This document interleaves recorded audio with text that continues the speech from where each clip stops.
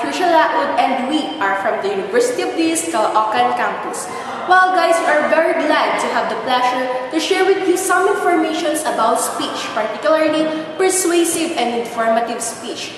And we hope that we will help you in learning these two types of speech, what ways they are alike and do they differ, and many more. And we hope that by this, your knowledge will be further enriched and you'll be further knowledgeable. Speech is everywhere. Speech in our lives is very necessary. Imagine the world without speech. How boring, isn't it? Without speech, we will not be able to communicate with someone. We probably cannot understand each other. Some conceives that speech only refers in talking in front of a big crowd, which is a misconception. In every day, we do speech, although some of us are unconscious that they are doing it already. By the way, what do we mean by speech? Is it only the way of talking in front of a big crowd? Speech, according to Merriam-Webster, is a spoken expression of ideas, thoughts, opinions, and etc. A spoken language and our ability to speak. Yes, our ability to speak a language is a form of speech. Talking to our group of friends is a speech. Speech doesn't only refer to formal, but also in casual. Before we proceed to our discussion, let us view some speeches from our famous speakers, and later on, after discussion, you will be able to distinguish what are these speeches are.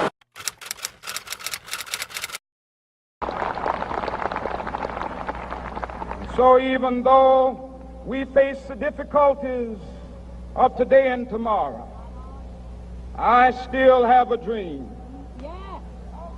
It is a dream deeply rooted in the American dream.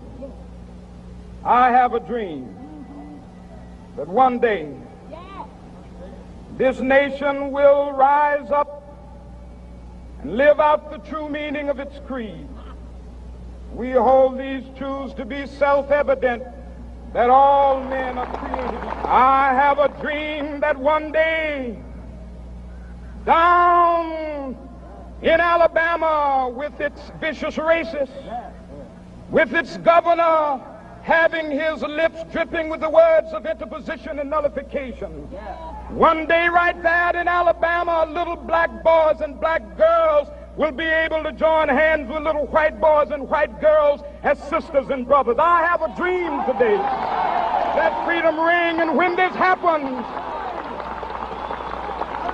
and when we allow freedom ring, when we let it ring from every village and every hamlet, from every state and every city, we will be able to speed up that day when all of God's children, black men and white men, Jews and Gentiles, Protestants and Catholics, will be able to join hands and sing in the words of the old Negro spiritual, free at last, free at last.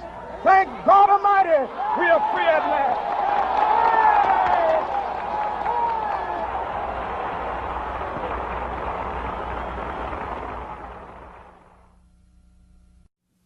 Vice President Johnson, Mr. Speaker, Mr. Chief Justice, President Eisenhower, Vice President Nixon, President Truman, Reverend clergy, fellow citizens.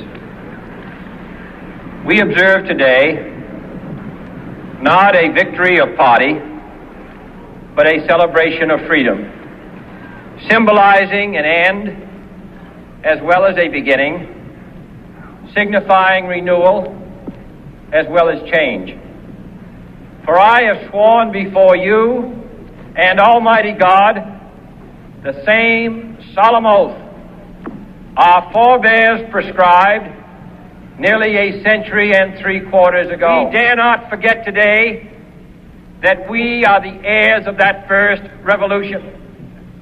Let the word go forth from this time and place to friend and foe alike that the torch has been passed to a new generation of Americans born in this century, tempered by war, disciplined by a hard and bitter peace, proud of our ancient heritage, and unwilling to witness or permit the slow undoing of those human rights to which this nation has always been committed and to which we are committed today at home and around the world.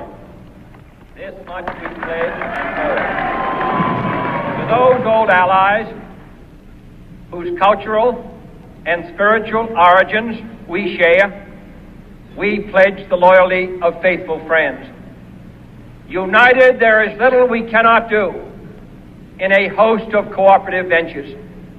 Divided, there is little we can do, for we dare not meet a powerful challenge at odds and split asunder. To those new states whom we welcome to the ranks of the free, we pledge our word that one form of colonial control shall not have passed away, merely to be replaced by a far more iron tyranny. We shall not always expect to find them supporting our view, but we shall always hope to find them strongly supporting their own freedom, and to remember that in the past, those who foolishly sought power by riding the back of the tiger ended up inside.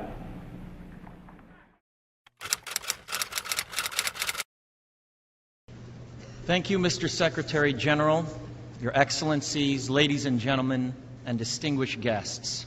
I am honored to be here today.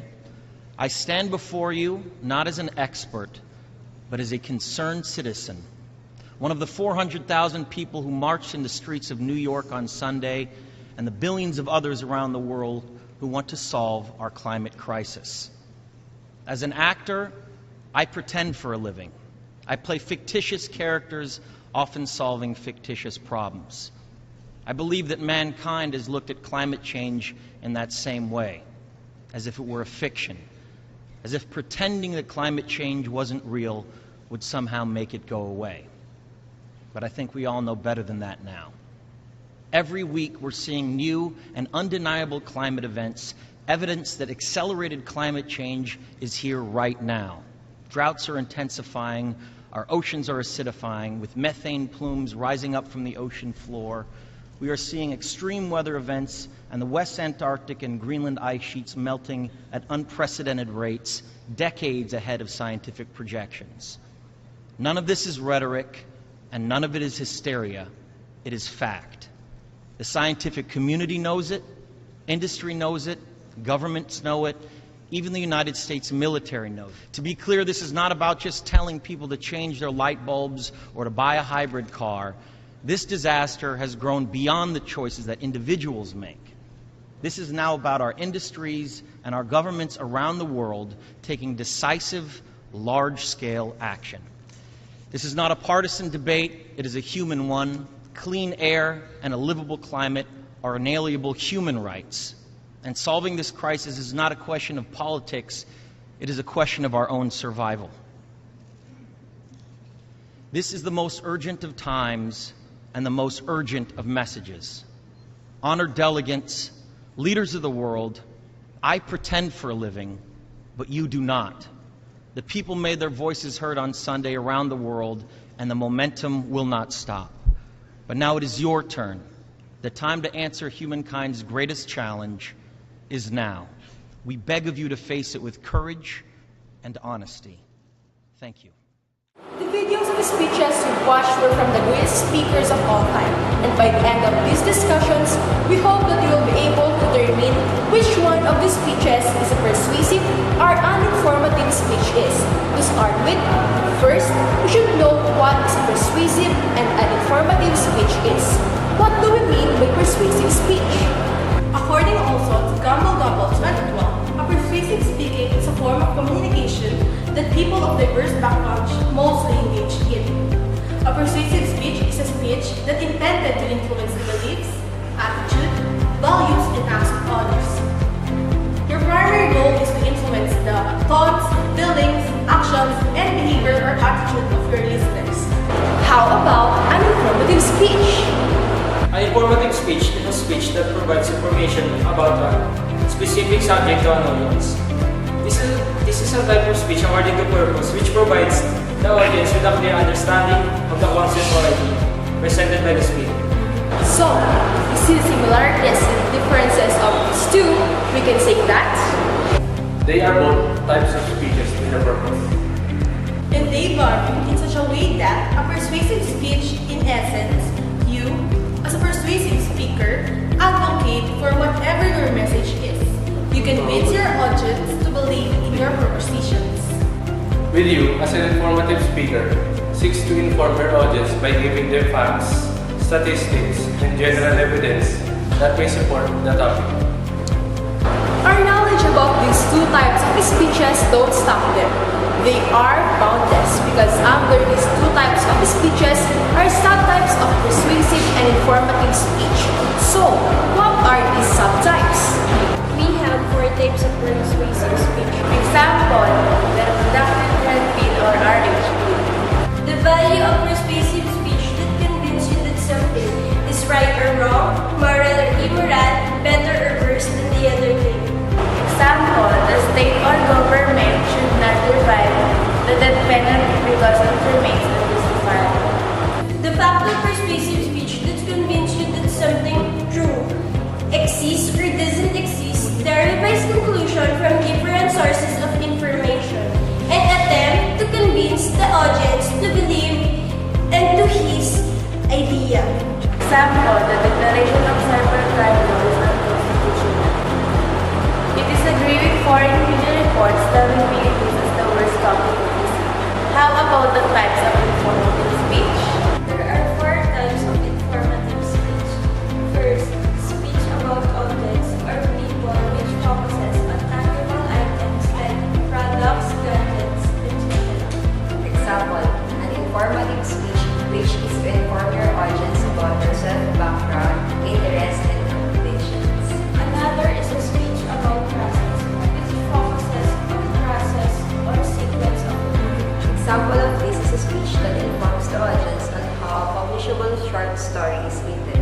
Next is the speech about events, in which it already happened, is happening, or might happen in the future. An example of this is a speech that informs the audience about the impacts of martial law on economic and politics. And lastly, speech about concept. This focuses on beliefs, knowledge, theories, principles, or ideas. A good example of this is a speech that informs the audience about the development of the Big Bang Theory. To sum up, under persuasive speech, we have a speech that questions facts, policy, value, and a speech that refutes. While in informative speech, we have a speech about objects, process, ideas, concepts, and events. To truly understand what persuasive and informative speeches are, we'll give you another example topic about the Here are some examples of topics in persuasive speech to persuade the audience about the death penalty for murderers should or should not be abolished. Churches should or should not be required to pay taxes. Athletes should or should not be allowed to use steroids. We also have here examples about informative speech. To inform the audience about the origin of alphabets. To inform the audience about the history of tobacco use. To inform the audience about the history of barley. It is very important to learn the most suitable kind of speech we should use when we are assigned to do speech. Why? So that we'll be able to know what is our goal with that speech is. Is it to persuade your audience or to inform your audience? If we are in a conference, like for instance, a business conference, and we have a lot of investors listening well, the best speech we can use is persuasive. You convince them why should they invest in your company. What are the benefits they will gain if they do so. Also during graduation days, persuasive speech can be used to persuade or convince your fellow students to study hard that they will have a bright future. And another is also as a class president or as a concerned classmate, you persuade your classmates to avoid being late in the class because it will fail your grades. Use persuasive speech when you want to convince your audience. when you want them to accept your opinion or idea. Well, the best way of using informative speech is when you're informing others. Like for example, the State of the Nation address of the President. It provides information about what had happened for the past few years under his administration. We are done in defining, differentiating, and knowing what are situations we can best use persuasive and informative speech. Now, we are now ready to give you some tips on how to organize persuasive and informative speech. What are the tips or ways on how to formulate or make an effective persuasive speech? First, learn about your topic. It is important to know as much as you can about the topic you'll be speaking on and your audience that will be listening.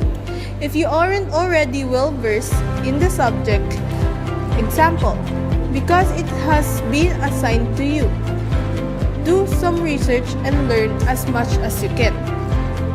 Second, know your goal. It is important to understand exactly what it is you are trying to achieve with your speech. This way, you can tailor your content to fit your goal. Third, understand your audience. It is also important to understand your audience and their views and knowledge about the topic. This will also influence the content of your speech. Fourth, choose the right persuasive approach. Depending on your topic and your audience, there are several ways you might try to convince people of your point of view. Since the days of ancient Greece, speakers have relied on three main persuasive approaches. These are the three main persuasive approach. Ethos. These are appeals to the audience ethics or morals. Pathos. These are appeals to the audience emotions. Logos. These are appeals to the audience logic or intellect.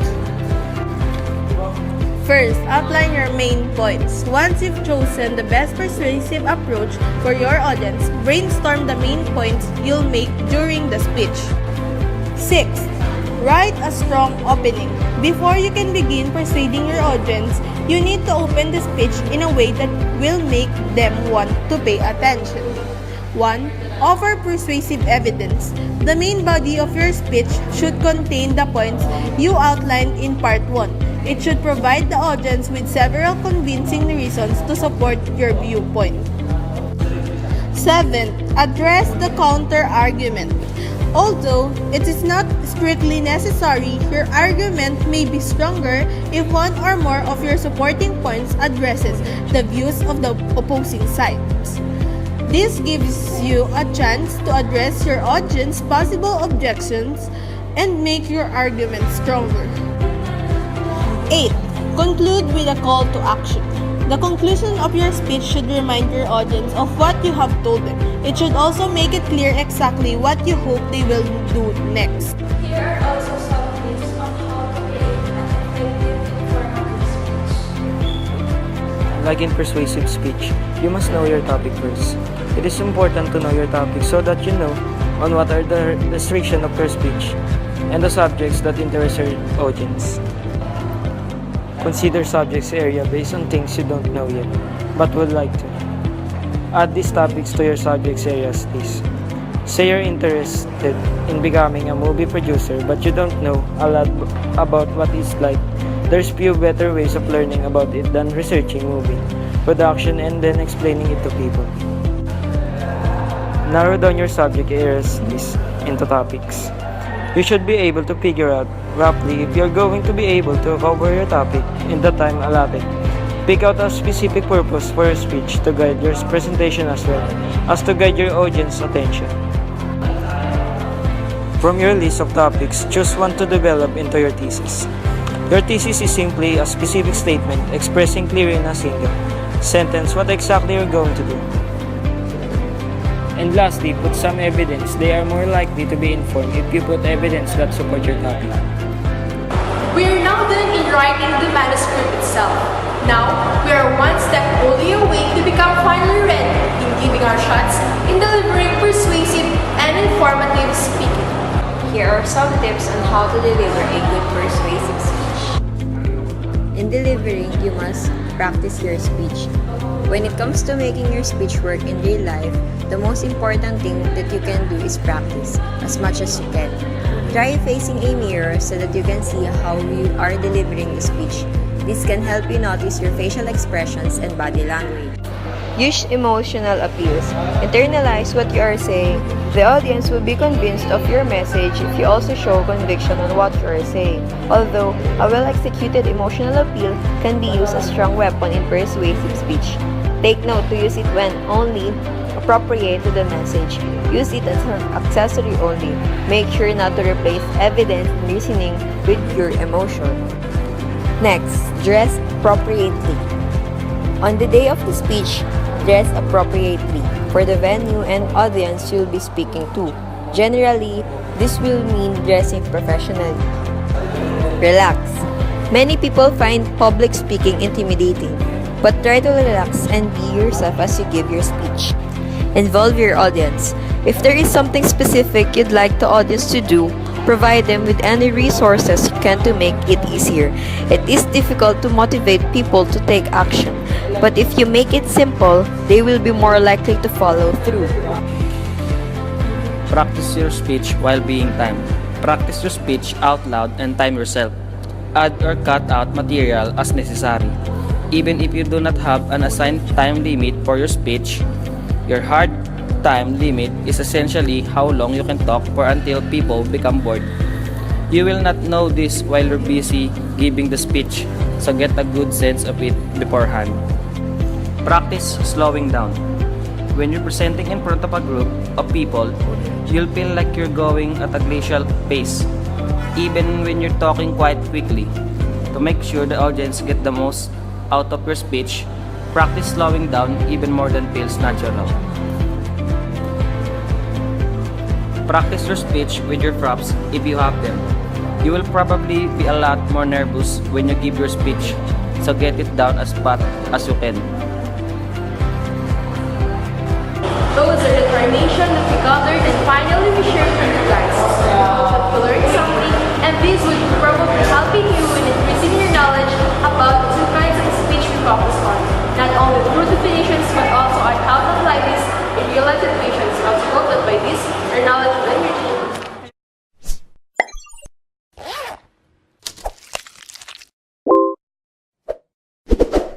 Every week, we're seeing new and undeniable climate events, evidence that accelerated climate change is here right now. Droughts are intensifying, our oceans are acidifying, with methane plumes rising up from the ocean floor. We are seeing extreme weather events and the West Antarctic and Greenland ice sheets melting at unprecedented rates, decades ahead of scientific projections.